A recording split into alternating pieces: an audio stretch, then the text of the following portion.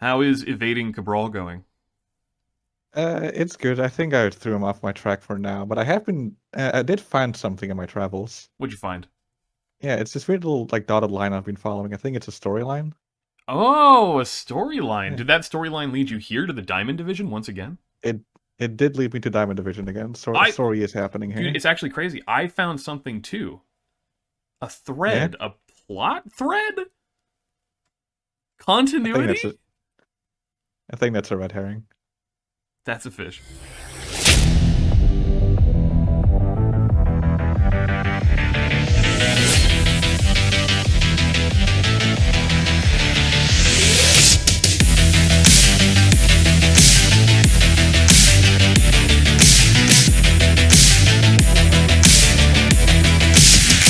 Welcome back, ladies and gentlemen, to week 7 of the Diamond Division recap. As always, I am your host, Spood, coach of the Southtown Sandslashers, and joining me for the final week of Diamond recap.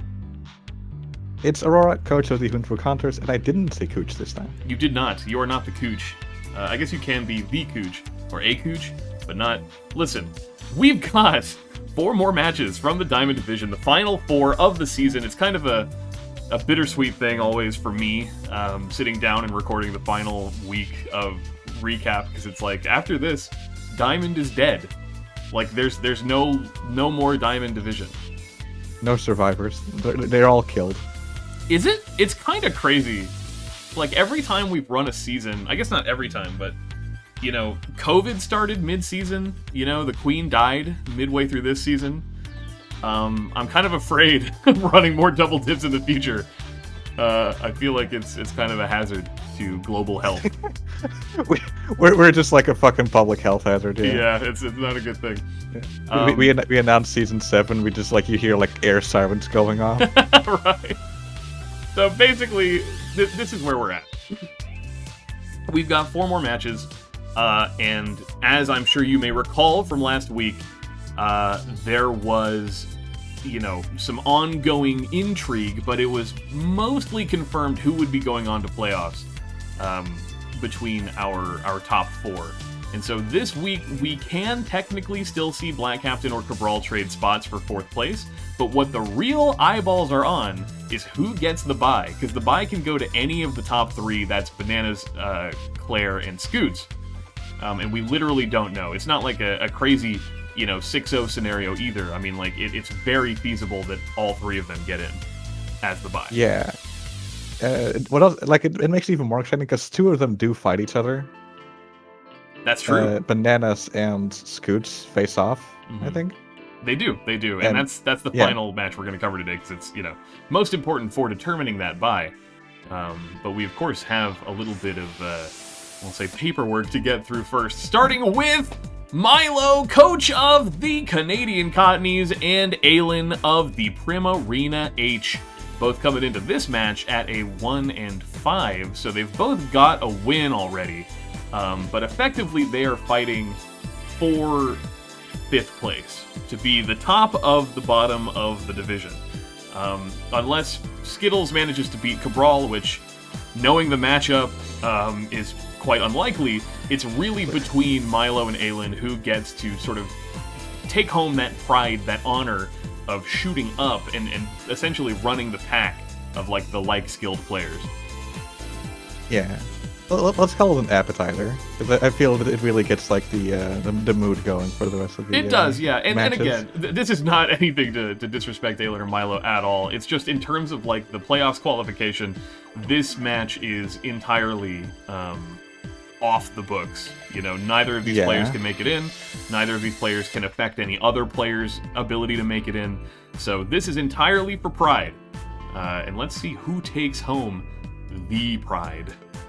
Yeah, I mean, like getting like a 2nd win in a season, especially like coming in new, that's respectable. Also, Yeah. this fucking Indeedee immediately it does not run Psychic Terrain or Psychic Surge to It set does up not. Psychic Terrain. Yeah, so just to touch on what you were saying, usually I think the benchmark by which I consider a season to be solid is like, did I get my 2 wins, right? It's really hard to get 2 wins.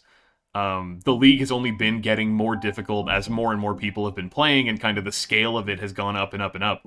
And we tend not to lose really good players. They tend to keep coming back. So we kind of keep stapling more and more threats onto the top of Double Dip. So it's harder and harder to get those wins. So to get your second win is a big deal. And Milo coming in with some incredible tech off the rip and wanting essentially to scout for the lead Zerork, which had come a handful of times. Leading a not Psychic Surge in DD with Fake Out. Now, Yeah, obviously, if and- it had run Psychic Surge, then it would not have worked. Yeah, because it would block its own priority moves. 'Cause Right. Psychic Terrain works both ways. It does. And here we also see the Zoroark take more damage from the U-turn than it does back with Dark Pulse, which is ridiculous. Yeah, it's kind of bonkers. Yeah, and Dedennes finishes it off. And now we've been through this song and dance before. We collect 4 1, into 2, Swords Dance. 3, 4. And then there's the Seed Bomb. Outrunning the Yuxie, actually, 5, so it's 6. not max speed. Aelin I smartly... mean, the Yuxie did take that Dark Pulse incredibly well, so it's likely special defensive investment. True. We do see this Volcarona going for the Quiver Dance in front of a water type and just immediately being threatening. I like the mouthfeel of both of these nicknames. Yeah. Mothra and Do you know what- Blahage. Yeah, do you know what Blahage is? I have no idea. Blahage is like a weird trance thing. For some reason, IKEA sells shark plushies. Mm-hmm. That's, in like Swedish are called Blahage. Yeah, sure. And because it's like a very specific like shade of light blue, light pink, and white, Oh, it's the trans. the flag trans color. community have just like picked it up and adopted it as like its own thing. That's cute. I like that. That it fits with the theming of Aelin's team. Yeah, because the same thing kind of did happen with Primarina. Yeah, so kind of slot master general here. It was, Resto Chesto, but also Sleep Talk on Primarina. Toxic from Doug Trio would have been easy to simply rest off. Would have been better to just go for the damage if you're Milo. And then also something that I think probably slipped past both of these players, which I wouldn't blame them for. Sparkling Aria is a sound move and therefore goes around Substitute. Yeah, it's like one of those weird things that's you tend not to like pick it up as like an initial thing, but Substitute is not infallible. There is things you can do about it. That's true.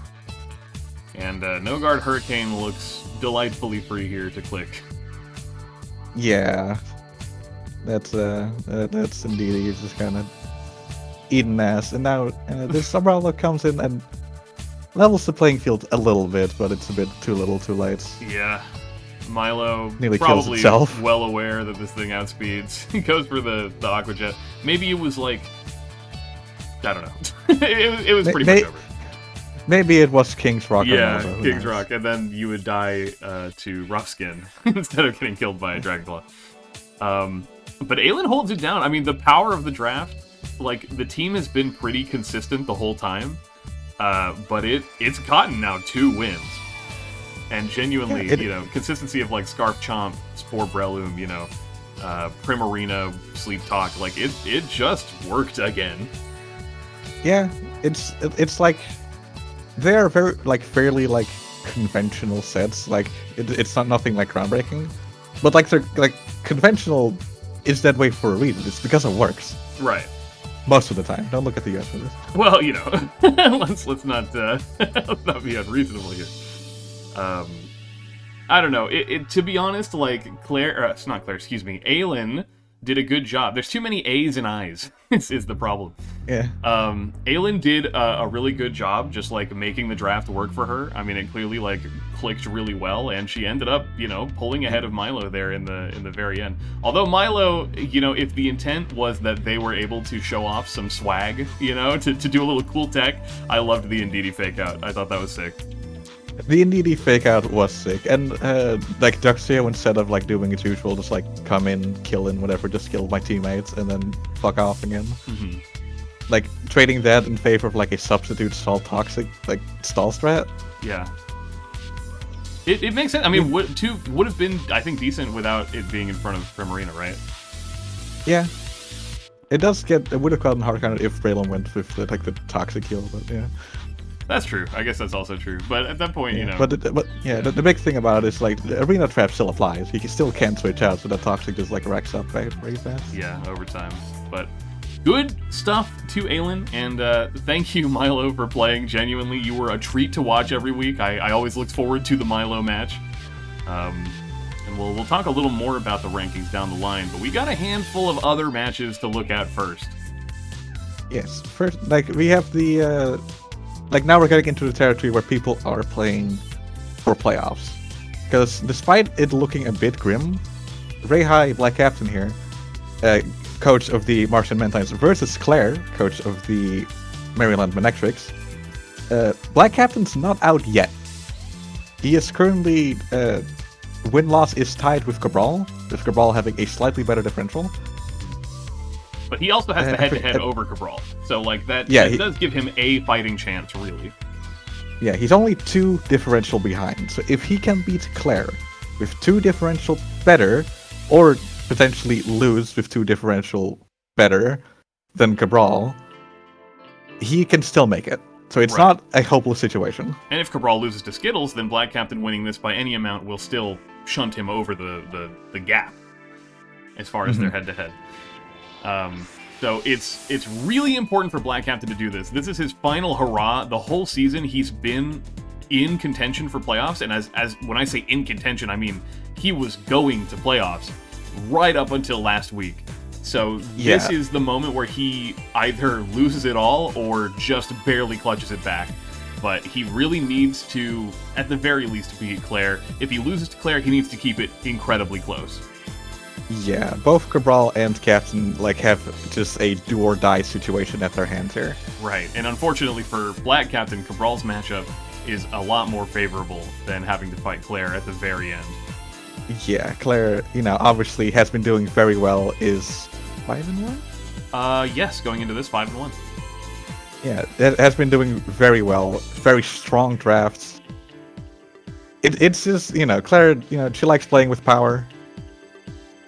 And yeah, she has she is playing for her spot potentially in That's the true. bye. Actually, the other angle on this, which we hadn't even talked about, so the dynamic among the top 3 in the division is basically, right now, Bananas has been holding down the spot in terms of the bye, but did show some weakness last week losing to Claire. And so right now, Claire and Scoots are tied, but Claire has the advantage over, or rather, Scoots has the advantage head-to-head over Claire. So it is very much within the cards that if Claire wins this battle, she simply has to win this battle by a margin of 1 or more. Then Scoots wins his battle if Scoots manages to beat Bananas. And if she does that, then she passes Scoots. And potentially even Bananas if Bananas takes a loss to Scoots to get the bye. And even if she doesn't get the bye, winning this as opposed to losing it, again, depending on how Scoots does in his match, will potentially still net her second place. Yeah, so both players are here to win, and they want to win badly. They really, really do. And not just win badly, but win badly, or win good with a good differential. Yeah, everything matters. I mean, every Pokemon that dies here on either side is a moment of panic and visceral fear. Yeah, and a moment of victory for the opposing side. True. And Diancie loves scouting for stuff. Yeah, because if it does get nailed by a steel move at some point, it does just topple over. That Ironhead doing a surprising amount of damage, actually. Yeah, honestly, Skarmy's attack isn't bad. It's fairly workable. Yeah. Claire already getting so much mileage out of just this protect. I think she's correctly identified that at the very least, Latios has come back scarfed again, which it has done for many of the previous matches. It has been a set that Captain is very fond of running. Yeah. We can also assume that there's 2 Assault Vests on this team, because we just saw Buzzwole get 1 knocked, and based on the calcs, it looks very likely that Indeedee also is Assault Vest. Yeah, that thing was taking no kinds of damage from a Latios, which is a bit ridiculous. Yeah. And also this Dark Pulse still just doesn't, it barely does a quarter, and also it's not healing with like a leftovers or anything. Right, and it's not fast, really. It's not getting extended terrain. Yeah, so. It's not choice because it just used Expanding Force and now it used Mystical Fire. Right. So the amount of items this could be has quite severely fallen. But Claire definitely knows by now that it's a choice scarfed Latios. Yeah, it has given it like the gig is up. It's given itself away like quite obviously. Right. That is not to mean that it is not effective still, though. Certainly not. I mean, it's scary speed control. You know, it's going to outrun Mega Diancie and kind of force it out. And especially now that Buzzwole has lost its Assault Vest, it really doesn't want to risk coming in on this thing, even on neutral hits. Yeah, but here we also learned that the thing that this stupid teapot like is the most famous for is just like hitting Shell Smash and just deleting teams.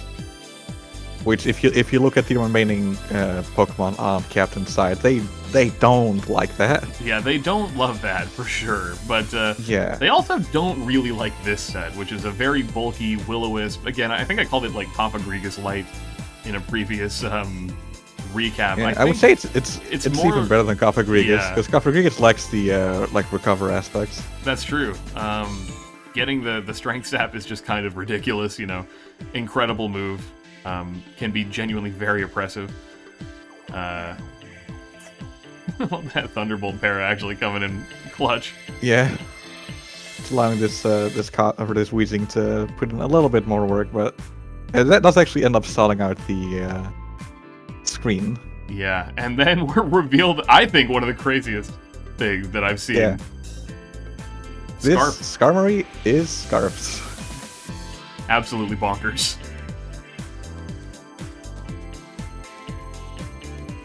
Yeah, but now we do see that like this Latios is kind of just like lacking the punch to break through these bulky mounds that Claire has prepared. Yeah, suddenly, you know, there's too much... Firstly, there's too much like physical attack, but also Black Captain, he's kind of forced to come in on things that are not set up to heal or really, you know, effectively set up in front of what Claire has left. So all Claire has to do to keep it really safe, and again, to preserve as much of her differential as possible, just distribute burns, strength sap in front of stuff that can't break you, you know? Let things struggle to death in front of you. Yeah, because, like, nothing really left on Captain's side breaks that thing, ignoring, like, getting ridiculously lucky with Iron Head flinches or stuff like that. Yeah, and Curse Body. Which, to be fair... yeah, Curse Body is also, like, proccing a lot and working quite well.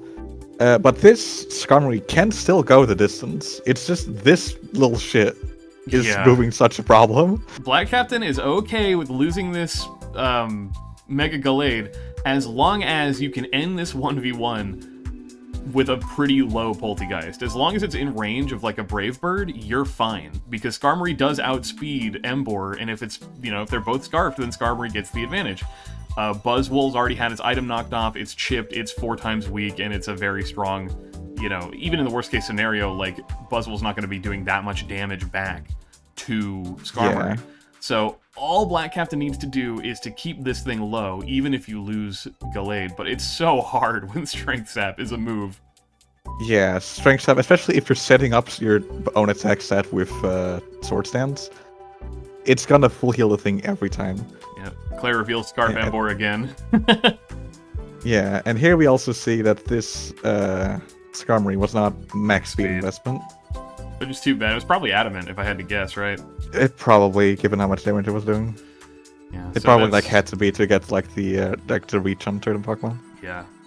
Very unfortunate for Black Captain, you know, again, kind of the predicted outcome, but also, you know, you really, really wanted to get that win. For Black Captain to squeeze into playoffs now, Cabral essentially has to be 6-0'd by Skittles. Whereas Claire, the 3-0 is 6-0 or 5-0 will still do it. Sure. Yeah. Whereas Claire, I mean, the 3-0 will take it. You know, it's a bit closer than I think she would have liked as far as determining outcome, because then you kind of want Scoots and Bananas to go really close if Scoots wins it. And obviously if Scoots loses it, then it doesn't necessarily matter. But you either want Scoots to lose by a lot or win by a little, I guess, is what I'm trying to say, so that you can squeeze in to get that bye. Yeah, it is a case where like a 3-0 is like the most box standard outcome that you can kind of like expect from any like given match. Mm-hmm. And if Scoots does manage that, then it does end up in Scoots' favor because of the head-to-head. Right. But before we get to that deciding match, we've got another one, which again, not as relevant for the bye, but definitely relevant as far as determining the final placement of Skittles and basically the final Hail Mary for Black Captain's run. Can Skittles climb a mountain? Can Skittles, the coach of the Crystal Cresselias, defeat Cabral, the coach of the Slinging Aegislashers, when Cabral is coming right off of a huge upset over Scoots, and Skittles... Well, Skittles having a bit of a tough time, we'll say.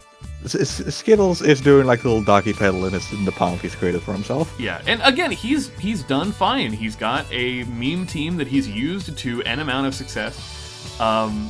But this is a water team who doesn't even have its Politoed against a really scary Sun team. And you have no grass resists, and you don't even have your Golisopod. To counter whether Cabral is basically off the table, given how oppressive Torkoal is. And it's just Leafeon, Venusaur, I mean, even Urshifu, take your pick, Zebstrika. Yeah, it's like, it feels so weird, because, like, not only does, like, Cabral have that strong Sun team here with him, with both the Leafeon and the Venusaur, but it's like, even in rain, I feel that the Urshifu just does better than whatever, like, any of the mod Skittles has brought. Yeah, Skittles, I mean, the only way he can even kind of deal with it is Tapu Fini, which is resistant to both of Urshifu's stabs, which is a good start. Water Absorb Seismitoad is also not the worst thing, although it does not love getting close combated. It can at least eat the Surging Strikes and make Cabral maybe a little more hesitant to click it. So, in theory, yeah, you know, he's got switch-ins, but... Yeah. Yeah, and to be fair, looking at Skills' team, like, if we can get a Bruxis in the rain, it is looking to deal some damage. That's true. It also doesn't want to risk getting U-turned on, basically, by Urshifu. So, really, the game plan is quite simple. Cabral needs to just throw 1,000,000 degrees at Skittles up front, and Skittles needs to elegantly and perfectly deal with every turn of Sun until it's gone, and then hopefully win after, you know? But when the Sun is in play, and Skittles doesn't have an easy counter weather, it's, you know, effectively Cabral's team is at double power with unresisted, disgustingly strong stab moves against a team that is at half power with no resistances. Cabral brought an AR-15 to a paint gunfight. Yeah, and let's see how that went. Yeah, so immediately we just see, you know, the fact that grass types, they just, like, Skittles can't switch if there's a grass type in front of him, because then he just, like, lets something else die instead. Yeah. Shedinja very consistent in front of Ludicolo, and probably, honestly, the rest of this team minus, I don't know, Dreadnought. But Cabral gets just a little bit greedy, goes for an X-Scissor on Walrein, loses a Pokemon, which is as much as he can afford to lose if he wants to absolutely guarantee his playoffs advancement, because at the time, you know, it hadn't been played between Claire and Black Captain, so every Pokemon that Cabral lost was a big deal. Yeah, Cabral was definitely looking to be, like, as convincing as possible here, and we do see a Reflect coming out from Skittles, which it helps against the Leafeon. It's just a problem that, like, the fucking Venusaur is still special. Yeah. Then Celine special. So, like, unless he has both screens, it still doesn't count for much. Yeah, maybe if you're Sash, you can Psychic Fang back here, and it does quite a bit with, like, Strongjaw.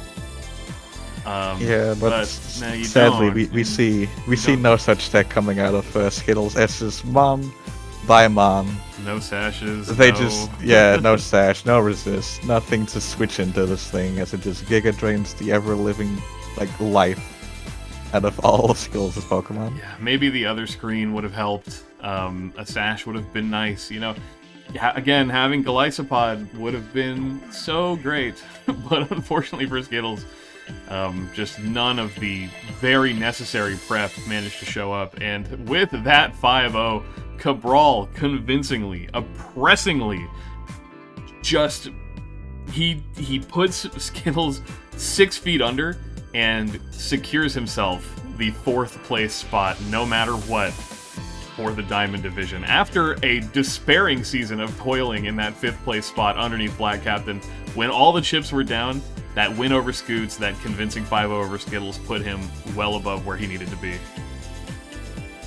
I do have to say that seeing Dreadnought come in and eat shit immediately does give me nostalgia for when I had that thing myself. Yeah, I remember the G-Max Dreadnought was great. Great Swift swimmer.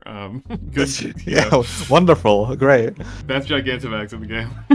Yeah, but yeah, with 5-0, Cabral secures himself. No matter what results Captain comes up with, it will fall short of this. And we, of course, doing it the order that we did it in this video, we are well aware of the fact that, just as soon as Cabral had even won this or had looked like he was getting a nasty sweep with Venusaur, it was basically a done deal.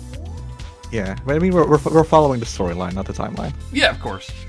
And on that note, the storyline comes to a head, doesn't it, Aurora? It does come to, the ultimate match here with the two, either best or worst names, depending on your opinion. True. In this league, the Bananas of the Don't Drop That Dedennes facing off against Scoots of the Dumblespoods army. Dumblespoods army, a man of my own heart. So, going into this season, I think we both felt pretty strongly that Scoots was going to be the guy coming out of it, right? Yeah, Scoots was projected to be the top seed of this division. Yeah, and going into week 7, Scoots hadn't died yet. He hadn't lost a single game. Bananas had just taken his very first loss to Claire. Bananas, on the other side, though, brand new to this league, but clearly has the background as a competitive gamer to make every single match look easy, because not only was he comfortably ahead of Scoots in terms of differential, having only lost to Claire. Now, actually, Scoots had lost to Cabral last week, so no, Bananas was still ahead of him.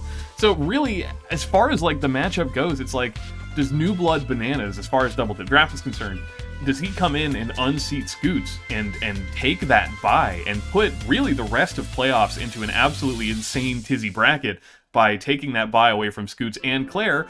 Or is he going to just barely lose to Scoots and allow Claire to squeak in with the bye? Or is he going to heartily lose to Scoots and have Scoots remain the top seed in effect for the actual playoffs bracket? Yeah, I do feel we see a bulkier team from Scoots here than we have seen him run in the past. Yeah. With the Matang, with the Centiscorch. Yeah. Hitmontop. It makes sense, Centiscorch is a flame body Pokemon. When you're afraid of Lopunny and you don't have a lot of great switch-ins to it, you kind of want to find ways to gimp it. And I think, Milotic being able to get in, maybe proc Marvel Scale, Metang isn't really that scared of Lopunny. It kind of has enough bulk to scare it out. But really, you're trying to force close combats out and then switching into either Galarian Articuno, which quad resists it, or Centiscorch, which normally resists it, but also can, again, flame body the Lopunny. And really, you want to get Weavile into a position, because Weavile is so threatening here, where it can take care of Whimsicott, Appleton, Aegislash. But to get there, you need to get rid of Cobalion and Rotom Heat, and to an extent, Mega Lopunny. Yeah, aside from Ice Shards, Mega Lopunny still outspeeds the Weavile. Yeah. I believe. And you could have Intimidate as well on Hitmontop, so that could also be decent for sort of getting in, getting out. Hitmontop into Milotic could sort of force Lopunny to switch out. Yeah, all that is to say that Scootus definitely is prepared for the Lopunny. I lied. It has Scrappy, and Scrappy was buffed this generation, so it does not get intimidated. Alright, he doesn't get intimidated anymore. I just remembered that. Yeah, God. Mega Lopunny, despite not being in Gen 8, did receive some incredible buffs as regular Lopunny that make its Mega even more powerful than it already was, or at the very least it lets it keep up with the power creep, because now it has close combat, which it doesn't need to rely on high jump kick for. And again, Scrappy blocking Intimidate is also great. Axel too? I think it does, yeah. So even Lando T is not safe, in front of this thing. So yeah, I guess let's jump into it, right? Yeah, let's see how the final match like shapes the brackets for playoffs. Yep. Early taunt from Cobalion, nice lead. I mean, getting off the rocks consistently, scaring out Matang. Hitmontop coming in reveals that it's actually not Intimidate, so very likely it is a Technician variant. Yep. And this Cobalion just inflicting annoyance to the whole team. Yeah, and we do definitely see that buff to Rapid Spin come into play here, as Rapid Spin Technician does 34%. Yeah, and you just keep going faster. You do also keep going faster, that is true, yeah. But it immediately like puts like that Whimsicott can't come in on a Rapid Spin anymore, which is ridiculous. Yeah, really. Leech Life doing a ton. You really wanted to see Fire Lash, to be honest, instead of Fire Fang. It's a bit strange not to see it here. Fire Lash does have a higher base power than Fire Fang does. Mm-hmm. And also, Fire Fang's not fully accurate.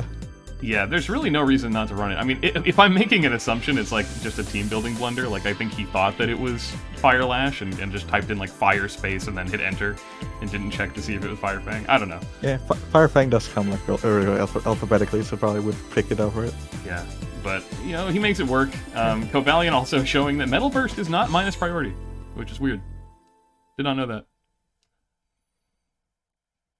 that. Kind of an ongoing issue, though, for Scoots as we sort of approach the mid-game is he doesn't really have a great switch-in to Rotom, and Volt switching is so annoying. He's got kind of a Volt turn core with Mega Lopunny that just makes it so infuriating to deal with. Yeah, it's like you can't keep switching against this, because like you will get chipped down. He does finally get his rocks up, which definitely helps this situation, because Rotom, as we learn later, does not have boots and will take 25 on switching in. Right. Crit Meteor Mash actually doing a whole awful lot of damage. Kind of putting Appleton in a position where it would die, so Scoots kind of assumes that Bananas wants to keep the Appleton, but Bananas is totally fine to just let it die. It's already toxed so low, so you might as well, like, especially coming in on rocks again. Yeah, because Bananas knows he's not here for the differential. Yeah, he just needs to win. He's here for the win. Yeah, Scoot's in a bit more of an uncomfortable position in this match because he does have to keep in mind his differential, even if he does manage to win. Yeah, we do see if this thing gets like chipped down a bit. Yeah, and the Shadow Sneak chip is so necessary, genuinely. Yeah, because it does put it like in full range of the fake out from this Lopunny. And Bananas calling Scoots out, going for the hard U-turn on Duval. This Rotom, I believe, reveals Scarf, but it's getting so torn up by the rocks that it can't really effectively pivot that often. Which is kind of unfortunate. It is taking a rough beating. Whimsicott comes in. I think sacks to Freezing Glare? Yeah. Yeah. I think that might have been the first time I've seen the animation for that. Yeah, true. not a common Pokemon in the tiers we play. I'm actually like, that Pulse Fates did so much to that thing. Yeah. It's wild. But then we see here, again, like, no Marvel Scale makes this like so much harder to wall with Milotic. And Bananas can't one-shot it, and does go minus defense and does not get burned by the Scald, which is huge. But I have a pet theory, which is that Bananas is running Facade in the back, because he has done that before this season. And he, I think, probably would have gone for Return instead of Close Combat because of the defensive drop, if it was available. But Bananas prevails. He goes into this endgame with just enough, in terms of sacks, to go into Rotom, let it die, and then get in and fake out. And all the chip damage off the rocks, plus the Aegislash Shadow Sneak, came together, culminated in a beautiful, clean, just barely clinched endgame for Bananas. Mega Lopunny, allowing him to finish his season at 6-1, defeating Scoots. Scoots kind of having a rough final 2 weeks in a row, getting beaten by Cabral and then into Bananas. And Bananas takes the bye. No Claire, no Scoots. Bananas advances to top 8. Yep, and also with Claire winning and Scoots losing here, if we move on from here to the brackets, right? Well, or at least the standings first. Yeah. The rankings. Yeah, we do see. Do you want to round out the top? Yeah, sure. I'll take the top 4. You can take the bottom 4. Starting off again, receiving the bye with an astonishing 6-1 and plus 23 differential. We have got Bananas of the Don't Drop That Dedennes. In second place, Claire prevails over Scoots. The Maryland Manectrics finishes in second with a 6-1 plus 17 record. And in third, Scoots falls based on his loss to Bananas, and again, his loss to Cabral. He ends at a 5-2 and plus 13, with Cabral bringing it up in fourth place, just making it into playoffs with a, actually, in hindsight, relatively comfortable 4-3 and plus 8 differential. And just barely missing out on playoffs, but after still having had a good season, we have the Martian Mantines at 3-4 and -2, followed by the bunch of two newcomers with Primarina-H at 2-5 -16. And the Canadian Cottonees at 1-6 -18. And then last, we have Skittles and his Rain team at a respectable 1-6 -25. Still outperformed some people. Anyway. Yeah, not the lowest score we have in the season. And I mean, getting that win, you know what? You gotta win. You gotta win. I said at the beginning, in the draft analysis, I said, look, I think that this Rain team beats one team. And it did. Beat exactly one team. So good on you, Skittles. And good on not Claire. Good on Aelin for finishing essentially at the top of the pack for the new players in Diamond. As long as we're not counting Bananas, who obviously finished to the top of the pack. Yeah. As far as like kind of hovering in that bottom 3 cluster, Aelin prevails as the 2-5. Ahead of everybody else. And again, so tragic for Black Captain. I feel so horrible for him that he just barely lost it, because it would have been his first playoffs, and he definitely it felt like he earned it, but just cut down in his prime a little bit right there in the final stretch, and it wasn't even really his fault, because even if you just go back and assume that he beat Aelin, Cabral overwhelming Scoots actually still messed with him. Yeah. That is true. So like it definitely did like shake up the rankings a whole bunch. It is kind of, in a sense, like that loss is still bad for Black Captain, but in a way, like it didn't even matter how well he played against Aelin. The one he needed to win was against Claire, and unfortunately, it just did not pan out. And Cabral, and again, I don't want to get doom and gloom about it, but Cabral, the upset over Scoots brought him right back into it. And for him to finish at 4-3 plus 8, that's tragic for Black Captain. That's money if you're Cabral. Yeah. And, I mean, to be fair, like, Cabral has been, like, proving himself a lot. He has been putting in man-hours in building his teams. He has, gotten a much, much better understanding of the game. He's been putting in the work for it. Oh, yeah, he's been taking it real seriously, and it's easy to tell, Yeah, it is blood, sweat, and tears that landed him in 4th place here. Scoots having a bit of an uncharacteristically rough season as far as, and again, it's hilarious to say like, oh, rough season, you ended at 5-2 plus 13, right? But Scoots just cut from a grand cloth of top player goo, and unfortunately finishing in 3rd, which not the most desirable outcome for him, especially when we get into the playoffs bracket, what it ends up looking like after this. But still finishing in 3rd and a comfortable 3rd at that, we wouldn't expect him to go any lower. Claire, again, having another really strong season, 6-1 plus 17, showing why she was 2nd seed in this division, certainly, just not second to who we thought she would be. Yeah, that did get, shuffled around a bunch. Yep. And we gotta give, obviously, a huge shout-out to Bananas, who showed up, and I think, I expected good things out of Bananas, but this was on a whole other level, I don't, as far as I know, he's got, a competitive Pokemon background, but not a Draft League background, and we talked about this a bit last week, where the Draft League difference, I mean, it's the same, but it's not the same. It tests the same skills, but also so many other things. You have to be more creative, more proactive. It takes more time. It's just more brutal all around. And Bananas just absolutely rose to the occasion, taking that by, and honestly, very dominantly. I mean, a 6 differential advantage over Claire. Yeah. It is, team building definitely, applies to both sides. But, team building in just ladder versus team building in a draft league is like so vastly different. Because if you are going up against ladder, you know for a fact that any answer your opponent might have is going to be a general answer. Right. It is not going to be hyper-specific to the exact team you're bringing. Well, that's completely like flipped around here in draft. Yeah, you still get tested to an extent. Speed creep exists in OU. People will spec out Pokemon to, live a specific hit from a specific creature or outspeed a certain, creature under a certain field condition or whatever. That does exist in singles and on ladder.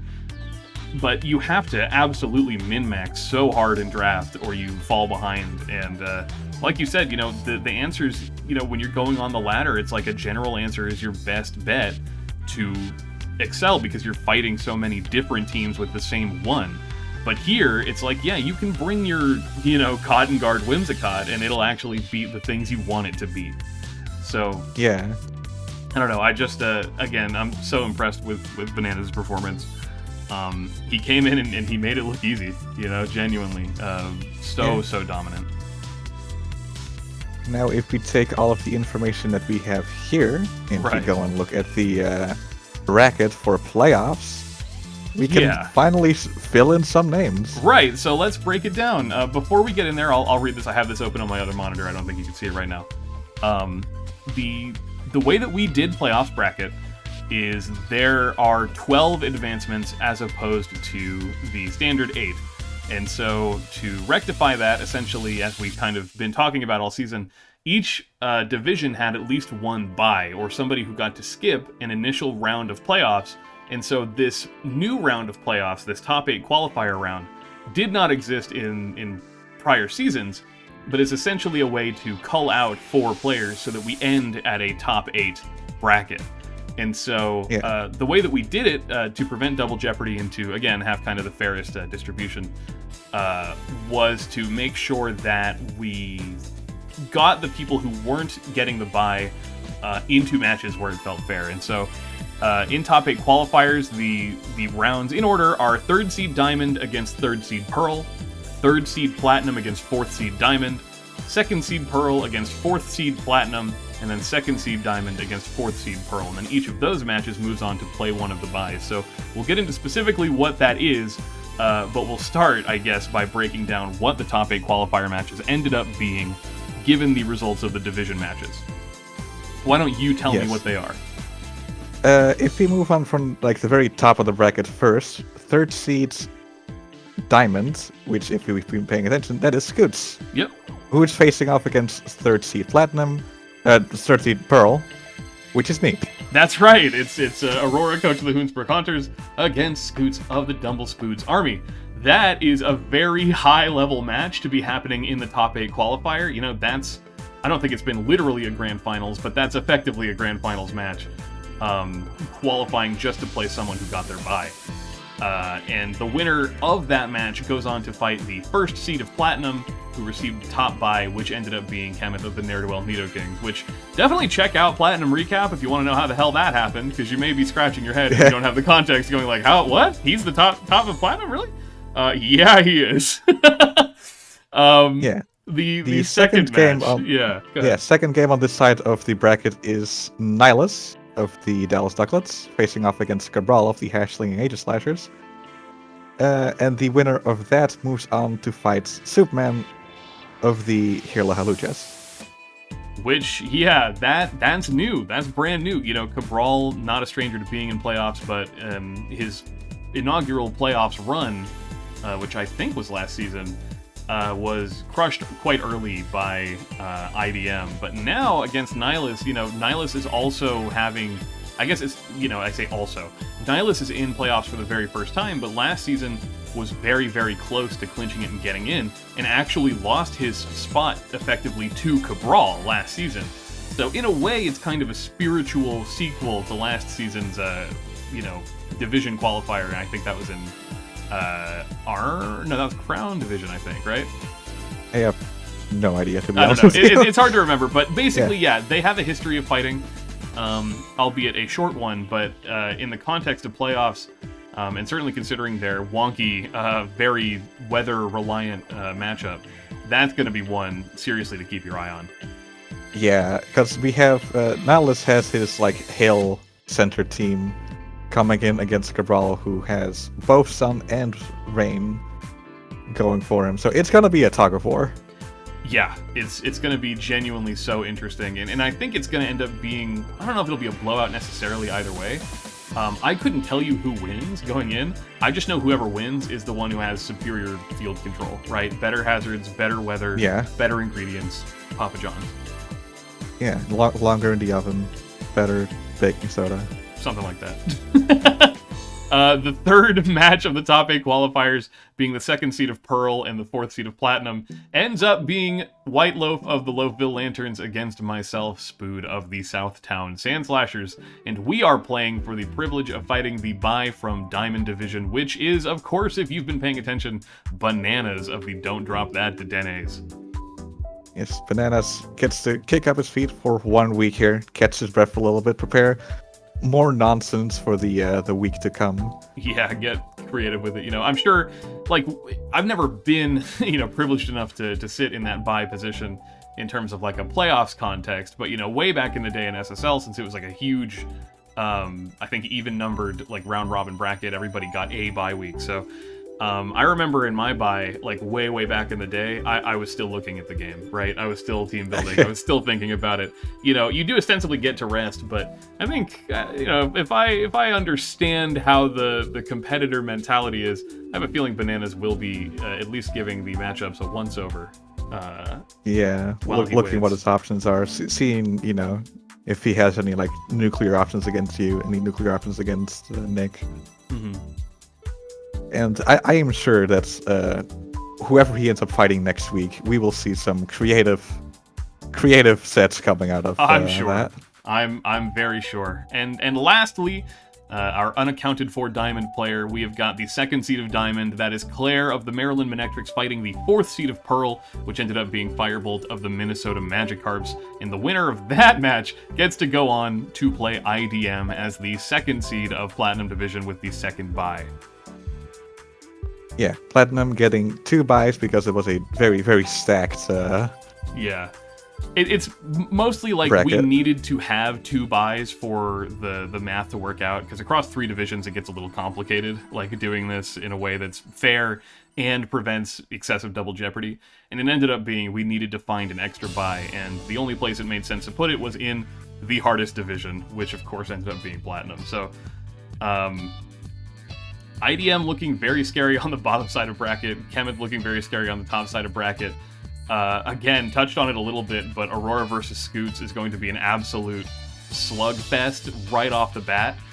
I think the playoffs is just going to be absolutely bonkers from beginning to end. I couldn't tell you, looking at this, what top 4 looks like. I couldn't tell you what grand finals looks like. I don't know who's going to win. Genuinely. From top to bottom, from left to right, it is threats, it is heat, it is people who have been playing this game, doing well, showing that their team, it works, they can do scary things with it. Yep. We've got consistent staples, we've got wild cards, we've got players new and old, we've got, it's just, no one knows how this is going to shake out, but no matter what happens, it's going to be a delight to watch, I think. Yeah, one thing I am kind of like interested about, because like for most people the storyline goes that Vincent, the Hela Lucas, is the quote-unquote villain in a way, of this season. As long as he's not fighting Mass, who somehow managed to be even bigger of a villain somehow. Yeah. But like, who is the protagonist? Who gets to have like their anime arc here? Who gets to push it all the way to finals? All I know is that at least one person is going to have some absolute tragedy, because looking at like the consistency of like what the playoffs and what the top 4 has looked like in prior seasons, to have it set up in such a way that between Scoots, Aurora, and Kemet, only one of those 3 players can advance to top 4, that's wild. I mean, that is a top 4. Scoots Kemet was a grand finals, literally, right? So, like all 3, like you've also been in grand finals twice. You've won one of them, shoot. So, like, yeah. The fact that one of these 3 players is out, immediately, and then another one is out in the top 8, absolutely bonkers. But also, the bracket is set up to get somebody a very unique deep run. You know, White Loaf, Bananas are both in a great position to get really deep into bracket. You know, Soupman being able to advance on top side and potentially get back into a top 4, which he hasn't seen since his very tragic air slash miss, sending him into the bronze match. You know, there's a lot of storylines here to keep tabs on. Yeah, we also had like all the way at the bottom of bracket, like the chance for like Fireball to like both take out Claire and IDM. Like there's just like such good storylines that can come out of like each and every single one of these little trees. Yeah, and let's not forget about like Claire and Firebolt. Like they're kind of sneaking in down there unnoticed a little bit, but you know, Firebolt has been known to get upsets in playoffs. You know, he was able to beat Scoots round 1 of playoffs back in Season 3. And Claire also has been known to be more than capable of beating IDM, even somewhat recently. So I'm excited to see either of them get a shot into the top 8. Yeah, if I were IDM right now, I would be like studying these matches a lot. Yeah, taking this time. Again, you get your 1 week of bye. Kind of convert that into 1 week of study. You know, make sure that you're bringing it as far as you can bring it, you know? Yeah, you get your like 7-screen computer set up, you put like Claire's team on one of them, Firebolt's team on one of them, all their matches on another. You know, Scarf Me is open on one of them. Yeah. Really? Just, you know, all that text open. Yeah, just, I mean, you know, you gotta be thorough with it. And IDM has been known to get very thorough with it. So, yeah. Really, I think that's about all we can say. Just to give you sort of a primer for what's going to happen going forward. This is it for the Diamond Division. I just want to thank everybody so much for joining us for Diamond this year. Again, great division. Super cool storylines coming out of it. I could not have been happier to host. I'd like to give a huge shout out to Kenneth, who did the first 5 weeks of recaps with me, and again, a shout out to you, Aurora, for joining me for these last 2. And also, again, thank you for just doing what you do to make the league possible. And again, you know, I get all choked up, I get all sentimental, you know, saying goodbye to the divisions. We have to say goodbye to our child. Yeah. It's always a shame. But, you know, at one point they turn 18 and you have to forcefully kick them out without giving them any support. That's true, and you have to be real mean about it. And you have to make it a weird political thing as well. Genuinely, you know, I'm just saying, you know, it's been great. I've loved watching the Diamond Division. As we go into playoffs coverage, you'll probably see it shake up a little bit. Basically, if not literally every single person who's been on for some level of division coverage on YouTube is here in the playoffs. So we're going to have to do some creative solutions to not have people talking over their own matches as we get into playoffs coverage. But as we get deeper and deeper into playoffs, you know, as more and more people inevitably free up, we might get a more consistent stable of commentators to join you at home. Yeah. I do think it is literally everybody, because like Scoots is here, I'm here, Kenneth is here, Cabral's here, you're here, Firebolt Nick is here. this last week too. Fireball's here. Claire's also done it. Yeah, so genuinely, like, all of our hosts are in playoffs, which is very funny. Host gang, shouts out.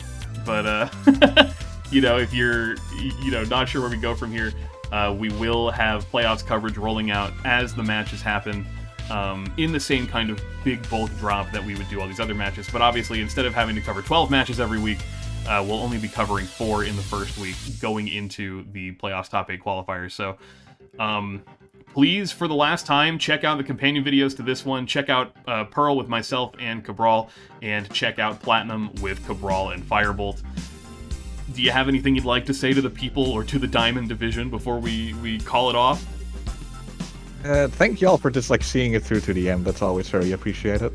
Yeah, genuinely. Like we know things can get like rough, like personally, like in personal life, like things can get hectic. We do ask a lot of like dedication from people, and that can sometimes cause issues. And in the vast majority of cases, people are really great about sticking it out and, you know, making the season into something that they want to be a part of, or if they don't, you know, at least putting up with it for us. So thank you for, you know, to everybody, especially, again, people who didn't even make it into playoffs. You know, shout outs to Aelin, to Milo, to Skittles, To Black Captain, you know, you guys are the lifeblood of Double Dip. I think I said the exact same thing in Pearl, but we're genuinely so thankful that you, you know, gave us 7 weeks of your life, plus the drafting period to participate in this, and we hope that you will be able to watch the playoffs with maybe a load off your chest and the ability to breathe a little easy and watch some exciting matches going forward.